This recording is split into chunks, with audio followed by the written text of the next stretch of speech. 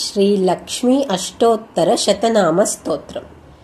देव्युवाच देवदेव महादेव त्रिकालज्ञमहेश्वरा करुणाकर देवेश भक्तानुग्रहकारका अष्टोत्तरशतं लक्षा श्रोतुमिच्छामि तत्त्वतः।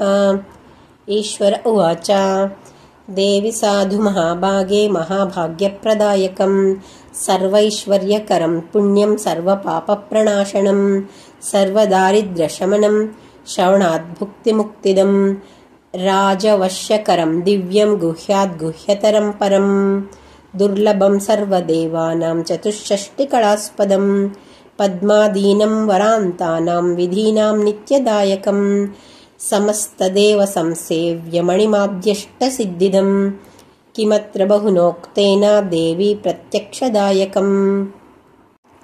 तव प्रीत्याद्य वक्ष्यामि समाहितमनः शृणु अष्टोत्तरशतास्यास्या महालक्ष्मीस्तु देवता क्लीं बीजपदमित्युक्तं शक्तिस्तु भुवनेश्वरी अङ्गन्यासः करन्यास स इत्यादि प्रकीर्तितः। ध्यानं वन्दे पद्मकरां प्रसन्नवदनां सौभाग्यदां भाग्यदां हस्ताभ्यामभयप्रदां मणिगणैर्नानाविधैर्भूषितां भक्ताभीष्टफलप्रदां हरिहरब्रह्मादिभिः सेवितां पार्श्वै पङ्कजशङ्खपद्मनिधिभिर्युक्तां सदा शक्तिभिः सरसिजनयने सरोजहस्ते धवळतरांशुकगन्धमाल्यशोभे भगवती हरिवल्लभे मनोज्ञे त्रिभुवनभूतिकरि प्रसीद मह्यम्। ॐ प्रकृतिं विकृतिं विद्यां सर्वभूतहितप्रदां श्रद्धां विभूतिं सुरभिं नमामि परमात्मिकां वाचं पद्मलयां पद्मां शुचिं स्वाहां स्वदास्तुदां धन्यां हिरण्मयीं लक्ष्मीं नित्यपुष्टां विभावरीम् अदितिं च दितिं दीप्तां वसुधां वसुधारिणीं नमामि कमलां कान्तां क्षमां क्षीरोदसम्भवाम् अनुग्रहपरां बुद्धिमनघां हरिवल्लभाम् अशोकाममृतां दीप्तं लोकशोकविनाशिनीं नमामि धर्मनिलयां करुणां लोकमातरं पद्मप्रियां पद्महस्तां पद्माक्षीं पद्मसुन्दरीं पद्मोद्भवां पद्ममुखीं पद्मनाभप्रियां रमां पद्ममालाधरां देवीं पद्मिनीं पद्मगन्धिनीम् पुण्यगन्धां सुप्रसन्नां प्रसादाभिमुखीं प्रभां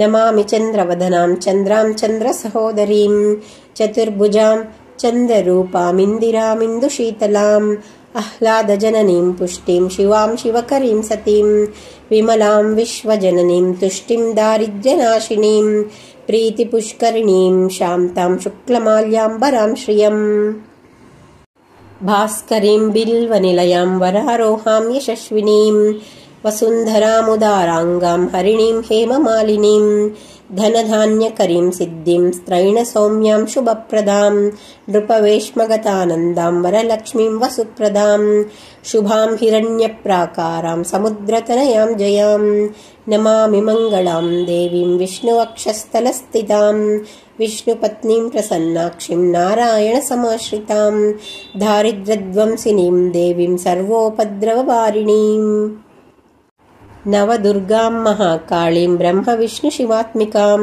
त्रिकालज्ञानसम्पन्नां नमामि भुवनेश्वरीं लक्ष्मीं क्षीरसमुद्रराजतनयां श्रीरङ्गधामेश्वरीं दासीभूतसमस्तदेववनितां लोकैकदीपाङ्कुरां श्रीमन्मन्दकटाक्षलब्धविभवब्रह्मेन्द्रगङ्गाधरां त्वां त्रैलोक्यकुटुम्बिनीं सरसिजां वन्दे मुकुन्दप्रियाम् मातर्नमामि कमले कमलायताक्षी श्रीविष्णुहृत्कमलवासिनी विश्वमातः क्षीरोदजे कमलकोमलगर्भगौरी लक्ष्मीः प्रसीद सततं नमतां शरण्ये।